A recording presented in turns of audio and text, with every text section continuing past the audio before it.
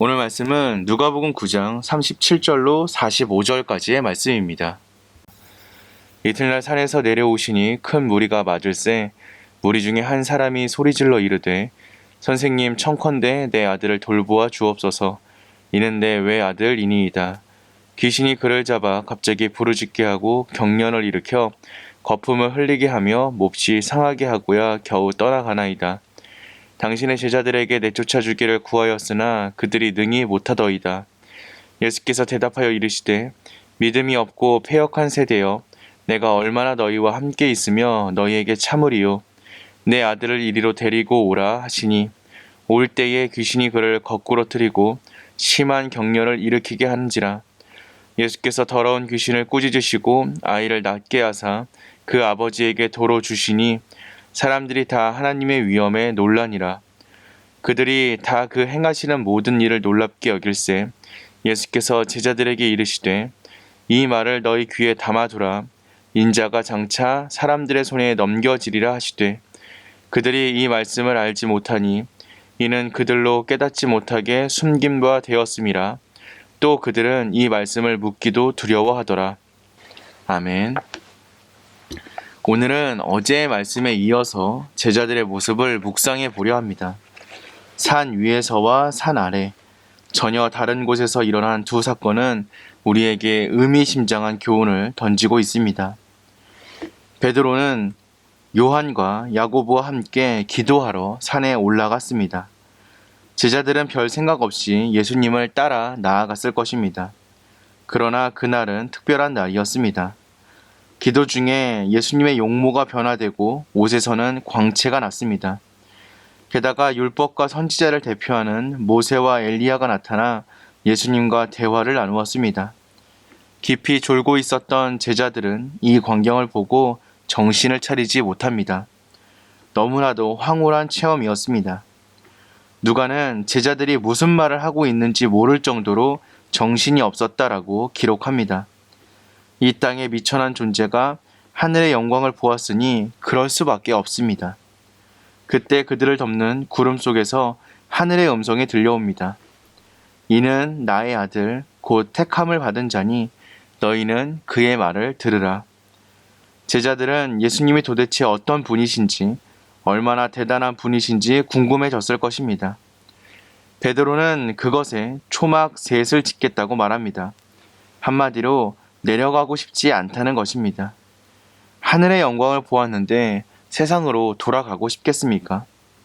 최고의 보물을 본 후에 시시한 보물들이 눈에 차겠습니까?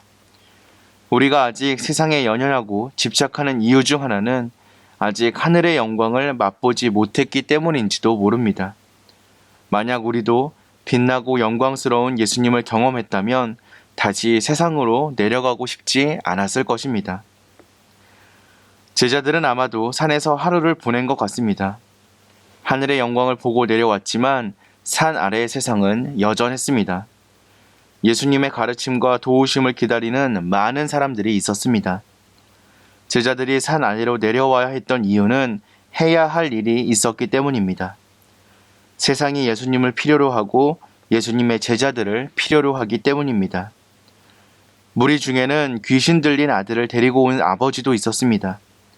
그러나 안타깝게도 제자들은 아이에게서 귀신을 쫓아내지 못했습니다. 여러 마을을 다니고 병을 고치고 복음을 전함으로써 헤롯 왕을 심히 당황하게 만들었던 제자들에게 도대체 무슨 일이 있었던 것입니까? 아마도 이전의 순전한 믿음을 잃어버렸던 것 같습니다. 예수님의 부재가 영향을 끼쳤을지도 모릅니다. 제자들은 여전히 미숙했고 부족했습니다. 예수님이 더러운 귀신을 꾸짖으시다 아이는 나았고 사람들은 그 위험에 놀랐습니다. 그런데 그 순간 예수님은 또다시 고난, 십자가의 길을 예고하십니다. 예수님은 사람들의 칭송과 찬양 따위에는 아무런 관심이 없으셨습니다. 예수님의 시선과 마음은 오직 십자가를 향해 있었습니다. 제자들은 주님의 말씀을 이해하지 못했지만 묻지도 못했습니다. 예수님의 신적인 위엄에 압도되었기 때문입니다. 그리스도인들은 하늘의 영광을 경험하고 본향을 사모하는 사람들입니다. 동시에 이 땅에서 사명을 감당해야 하는 사람들입니다. 바울은 빌립보서 1장 23절 24절의 말씀을 통해 이렇게 이야기합니다. 내가 그 둘 사이에 끼었으니 차라리 세상을 떠나서 그리스도와 함께 있는 것이 훨씬 더 좋은 일이라. 그렇게 하고 싶으나 내가 육신으로 있는 것이 너희를 위하여 더 유익하리라. 우리는 장차 천국에서 하나님과 함께 살아갈 사람들입니다. 지금은 사명 때문에 제자로서 이 세상을 살아가고 있습니다. 본향을 사모하기에 이 땅에서 더 잘 살 수 있는 사람들이 바로 하나님의 백성입니다. 사명이 있기에 삶의 이유가 분명하고 아버지의 집을 바라보기에 죽음도 두려워하지 않습니다.